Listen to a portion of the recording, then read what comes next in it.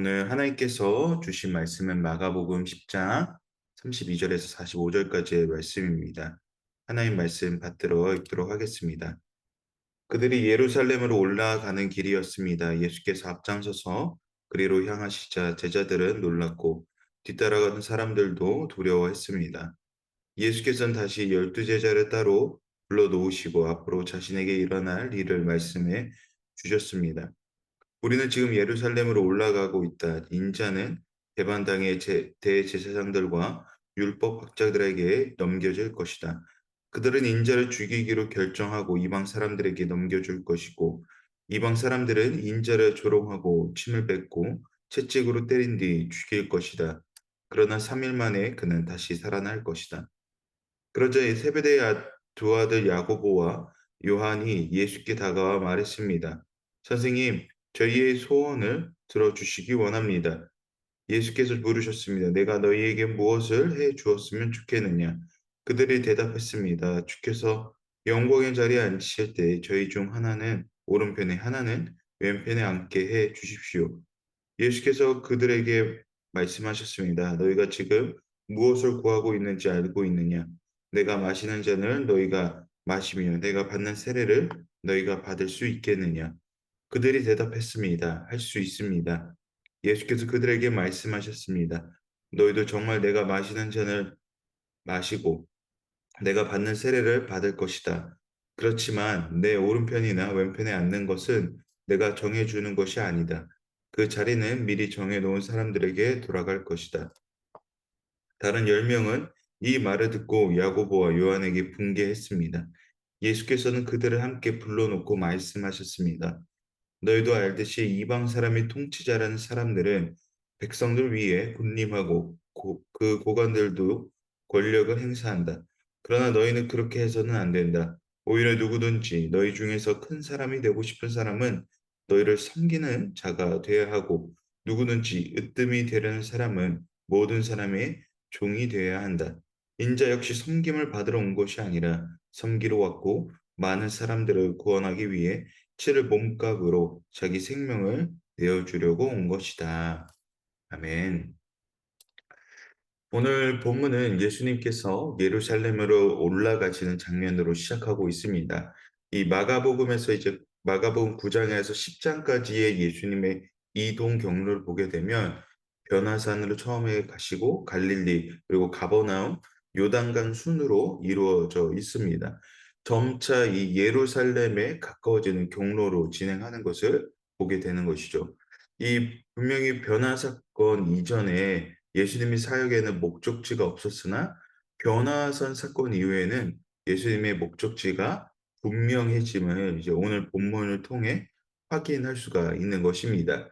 변화산 사건을 필두로 예수님의 사역은 점차 고조화되면서 이 최종 목적지인 예루살렘에 이제 예수님의 공생애를 승리로 장식하는 이 대단원의 시작이 바로 예루살렘이죠. 이 대단원 시작 앞에 예수님은 제자들에게 십자가의 길이 무엇인지 더욱 집중적으로 가르쳐 주시고 있는 것을 우리가 계속해서 보고 있는 것입니다. 계속해서 32절 말씀을 우리 함께 다시 한번 읽어보도록 하겠습니다. 그들이 예루살렘으로 올라가는 길이었습니다. 예수께서 앞장서서 그리로 향하시자 제자들은 놀랐고 뒤따라가던 사람들도 두려워했습니다. 예수께서는 다시 12제자를 따로 불러놓으시고 앞으로 자신에게 일어날 일을 말씀해 주십니다. 이제 예수님께서 앞장서서 예루살렘으로 향하시자 두 가지 반응이 나타났죠. 첫째는 제자들은 놀랐고 둘째는 뒤따라가던 사람들은 두려웠습니다. 그런 이유를 생각해 보면 첫 번째는 지금까지 재차 말씀하셨던 예수님의 순한 예고가 진실이 되는 것 같아 생기는 두려움이 첫 번째일 것이고요. 두 번째는 예수님을 모욕했고 그리고 계속해서 올무를 빠지게 하려고 했던 율법학자들의 본거지로 향한다는 이런 여러 논쟁에 또 휩싸일 것 같은 이 두려움으로 마치 호랑이 굴에 제 발로 들어가는 듯한 그러한 이 두려움이 있었다라는 것이죠. 이런 상황 속에 예수님은 12제자들을 이제 불러 모아서 예루살렘으로 가는 이유에 대해서 33절과 34절에서 이제 설명을 하십니다. 33절, 34절 읽도록 하겠습니다. 우리는 지금 예루살렘으로 올라가고 있다. 인자는 배반당의 대제사장들과 율법학자들에게 넘겨질 것이다. 그들은 인자를 죽이기로 결정하고 이방 사람들에게 넘겨줄 것이고 이방 사람들은 인자를 조롱하고 침을 뱉고 채찍으로 때린 뒤 죽일 것이다. 그러나 3일 만에 그는 다시 살아날 것이다. 이 제자들과 무리의 두려움이 이제 현실이 되는 것을 이제 보게 됩니다. 앞으로의 십자가의 고난 그리고 부활의 승리를 이제 말씀하심으로 제자들에게 앞으로 닥쳐올 이 순환에 대해 다시 한번 예고하고 계시는 장면이 나타나죠. 그러나 이 예고 앞에 참 두 명의 반응이 우리가 생각했던 것과는 전혀 다릅니다. 이 세베대의 아들과 두 아들 야고보와 요한이 예수님께 소원을 말하죠. 예수님께서 그 영광의 자리를 이 부활의 자리에 올라가시되 한쪽은 한쪽 오른편과 왼쪽에 자신들을 앉혀게 해달라고 요청 소원을 구합니다. 이 두 명의 반응은 마치 예수님이 가실 이 십자가의 길을 자신도 따라가겠다고 말하는 것이 아님을 우리가 확인할 수 있는 게 바로 36절에 이렇게 이야기하죠. 예수님께서 제1차 그 길을 갈 수 있냐라고 질문하셨을 때 확고하게 대답하지 못한다라는 것입니다. 무슨 말입니까? 그 길이 그 죽음의 길이었기 때문이죠. 십자가의 길이 그들이 생각하는 승리의 길이 말 그대로 어떤 영광을 취하는 길이 아니라 죽음의 길이었기 때문입니다. 이로 보건대 야고보와 요한은 예수님께서 가신 이 길이 로마 왕정을 물리치고 이스라엘의 새 왕조를 건설하심에 따라 그 왕조의 개국공신으로 자신들을 오른쪽과 좌측에 이제 세워달라는 요청이었음을 우리가 확인하게 되는 것이죠. 그들 스스로가 자격이 있다고 생각했었거든요. 왜냐하면 변화된 사건일 때도 이 둘을 데리고 올라가셨던 것처럼 정말 예수님이 사랑했다라는 것을 본인들도 느끼고 있었더라는 것이죠. 이와 같은 소원 앞에 예수님은 물어보시는 거예요. 정말 너희가 구하는 것을 감당할 수 있겠냐고 반문하셨더라는 것입니다. 다시 말해 이들은 예수님의 죽음에 대한 이해가 그저 비유적이라고 생각했다는 것입니다. 그렇기에 야고보와 요한은 자신들이 감당할 수 있겠다라고 생각이 돼요. 왕자의 길을 걸어갈 때 당연히 이 로마 군대와 싸워야 하니 그 정도 고난은 견디고 오히려 나중에 올 이 자리에 대한 기쁨으로 이 예수님 말씀을 받아들였다는 것이죠. 결국 무엇입니까? 영광의 자리에 대한 이해가 달랐다는 것을 보게 되는 것이죠. 야고보와 요한의 승리는 무엇입니까? 현실에서의 승리. 그러나 예수님의 승리는 영원한 이 현실 속의 승리가 아니라 영원히 우리를 구원하신다는 하나님의 약속의 승리를 말씀하고 계시는 것이죠. 이들의 고난에는 죽음이 없었습니다. 죽음이 있었다면 결코 예수님께서 다시 물어보셨을 때 그 길을 간다고 말하지 않았을 것이라는 것입니다. 할 수 있다는 이 예수님께서 이 잔을 마실 수 있다는 이들의 질문의 대답이 할 수 있다는 대답은 언젠가 너희들도 그렇게 될 것이라고 말씀하시면서 그들이 요구하는 오른편 왼편은 이미 정해져 있다라고 예수님은 말씀하고 계십니다. 이 오른편과 왼편에 대한 궁금증이 생깁니다. 이 누굴까 하는 그러나 우리의 이 궁극적 이해가 따르면 이 오른편과 왼편은 전혀 중요하지 않죠. 왜 그렇습니까? 하나님 나라의 원리는 그렇지 않기 때문입니다. 야고보와 요한은 세상적 기준으로 높은 자리에 대한 열심이 있었습니다. 예수님께서 언젠가 이 잔을 마실 것이라고 말씀하시는 것을 보면 야고보가 나중에 순교할 때를 보면 이와 같은 요구를 전혀 하지 않음을 보게 되죠.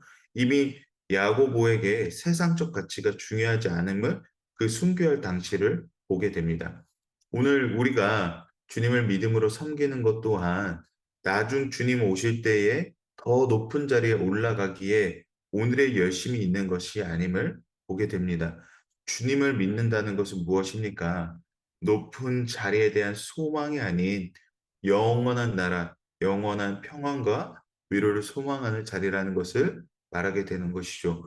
높은 자리에 대한 소망은 결국 세상적 가치의 기준임을 우리가 보게 된다라는 것입니다.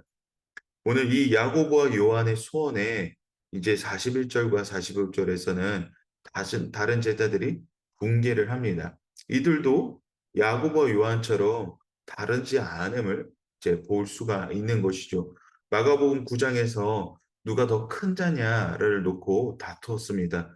그때와 전혀 다르지 않는 예수님께서 누차 예수님의 순환 예고도 말씀하시고 앞으로의 다가올 이 사역에 대해서 이야기하셨지만 전혀 제자들은 자신의 눈으로 자신의 시각으로 예수님의 사역에 대한 이해를 하는 것을 보게 됩니다. 이 제자들을 보고 예수님의 마음은 어떠하셨을까 합니까? 곧 순환이 다가오는데 이제 십자가의 길이 코앞으로 다가왔는데 여전히 똑같은 이 제자들을 보시면서 예수님은 이 제자들을 책망하시거나 그러지 않으신다라는 것입니다. 예수님은 다시 제자들을 부르시죠. 그리고 책망하시지 않으시고 보다 쉽게 이해하기 위한 말씀을 하십니다. 마지막으로 우리 42절과 45절 함께 보도록 하겠습니다. 예수께서는 그들을 함께 불러놓고 말씀하셨습니다. 너희도 알듯이 이방 사람의 통치자라는 사람들은 백성들 위에 군림하고 또 그 고관들도 권력을 행사한다. 그러나 너희는 그렇게 해서는 안 된다. 오히려 누구든지 너희 중에서 큰 사람이 되고 싶은 사람은 너희를 섬기는 자가 돼야 하고 누구든지 으뜸이 되려는 사람은 모든 사람의 종이 돼야 한다. 인자 역시 섬김을 받으러 온 것이 아니라 섬기러 왔고 많은 사람들을 구원하기 위해 치를 몸값으로 자기 생명을 내어주려고 온 것이다. 그렇습니다. 예수님께서 말씀하고 계시는 것은 무엇입니까? 남보다 위에 있다고 해서 군림하는 것이 큰 자가 아님을 말씀하고 계시는 거죠. 큰 자는 도리어 섞일 줄 아는 자가 큰 자라고 말씀하십니다. 이것은 예수님 또한 마찬가지죠. 예수님이 도리어 가장 작은 일을 섬기러 오심을 보게 됩니다. 그렇습니다. 섬김을 받기 위함이 아니라 도리어 섬기러 오신 예수님을 보게 됨에 따라 이 섬김의 끝은 뭐로 향합니까? 자기 생명을 내어주심으로 끝이 납니다. 결국 오늘 본문을 통해서 우리가 하게 되는 내용이 무엇입니까? 오늘 우리의 섬김은 어떠한가? 오늘 우리의 섬김에는 어떠한 목적이 있는가라고 생각을 해보게 됩니다. 하나님 나라의 상급을 쌓기 위한 섬김인지 또 하나는 그저 무지성으로 섬기는 그 섬김의 목적이 있는지 오늘 우리의 섬김을 바라보기를 원합니다. 제자들 또한 자기들의 이해로 섬김을 행했습니다. 그러나 부활 이후에 성령 받은 이들은 예수님과 같이 자기 생명을 내어주는 순교의 길을 걸어가게 됩니다. 예수님께서 부활하시기 이전, 예수님께서 십자가에 매달리시기 전에 제자들 또한 자신들의 이해로만 섬겼다가 왜 갑자기 이 부활 이후에 성령 받은 이들은 자기 생명을 내어주는 순교의 길을 걸어갔을까요? 왜 이러한 차이가 있었을까요? 성령을 받고 행함으로 그 차이가 있었다라는 것이죠. 결국 예수님께서 말씀하시는 이 영광의 의미가 그들에게 무엇인지 성령을 통하여서 깨달아졌다라는 것을 의미하고 있는 것이죠. 예수님의 섬김에 대한 명확한 이해가 생긴 것입니다. 어린아이를 영접하는 것처럼 섬김을 해갔다라는 것. 즉, 섬김이 나로부터 시작이 하는 것이 아니라 내 주로부터 시작한다라는 것을 깨달았다라는 것이죠. 곧 큰 자는 군림하기 위해서 있는 것이 아니라 섬김으로 큰 자가 있음을 깨달았다라는 것입니다. 큰 자이기에 섬길 수 있습니다. 작은 자는 섬기지 못합니다. 큰 자는 무엇을 뜻합니까? 성령의 은혜로 충만한 이들이, 이 넉넉함을 가진 자들이 큰 자로서 더 많은 것을 섬길 수 있다라는 것이죠. 오늘 우리의 섬김은 어떠합니까? 그저 하는 것이 아니라 내가 주님께 받은 은혜로부터 섬김이 일어나는 것입니다. 내가 하는 것이 아닙니다. 내가 무언가를 결정하고 하는 것이 아니라 내 안에 받은 성령의 놀라운 은혜로 말미암아 섬김이 일어난다라는 것이죠. 분명히 주님께서는 말씀하셨습니다. 내가 하는 것이 아니라 주의 이름으로 하는 것이다. 우리가 이렇게 하나님 말씀을 듣고 순종하고 따라가는 것은 주의 이름이 내 안에 행하심에 따라 그 반응이 일어나므로 오늘 우리가 이렇게 말씀을 읽고 함께 나누는 것이죠. 오늘 그러한 은혜 가운데 주님께서 우리의 섬김의 목적을 분명하게 말씀하고 계십니다. 큰 자가 되는 것, 내 안에 주가 행하신 일을 경험한 이 큰 자들이 섬김을 행한다라는 것을 다시 한번 말씀하고 계십니다. 오늘 그 섬김에 최종적으로 행하신 이 예수님의 섬김, 생명을 다하여 섬김 또한 예수님 스스로 결정하심으로 하시는 것이 아니라 하나님께 은혜를 구함으로 그 섬김의 은혜가 생명을 내어 주신 그 은혜로 이어집니다. 오늘도 이와 같은 예수님의 섬김을 우리 모두가 따라가기를 소망합니다. 주님께 구하는 것입니다.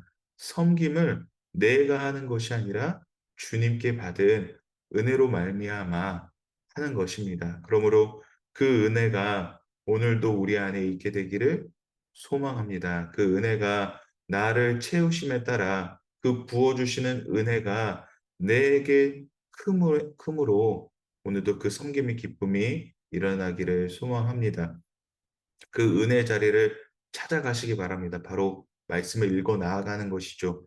이 말씀을 통해 하나님께서 오늘도 나에게 주시는 그 은혜의 충만함을 누릴 수 있음을 고백합니다. 그 은혜가 나를 가득 채움에 따라 섬김이 일어나는 것입니다. 우리의 섬김이 결국 일적으로 변하게 되는 것은 내 안에 말씀이 없기 때문에 그렇습니다. 그러므로 사랑하는 여러분, 말씀을 늘 내 안에 충만히 채우시기를 바랍니다. 말씀이 곧 하나님의 은혜로 우리 안에 작용함에 따라 이 살아계신 하나님의 말씀이 내 안에 작용함에 따라 오늘도 행하시는 놀라우신 은혜가 주로부터 이어짐을 경험하게 되기를 축복합니다. 주의 이름으로 행할 때 부으시는 성령의 놀라우신 은혜가 오늘도 우리를 자유케 함에 따라 고백하는 우리 모두가 되기를 소망합니다.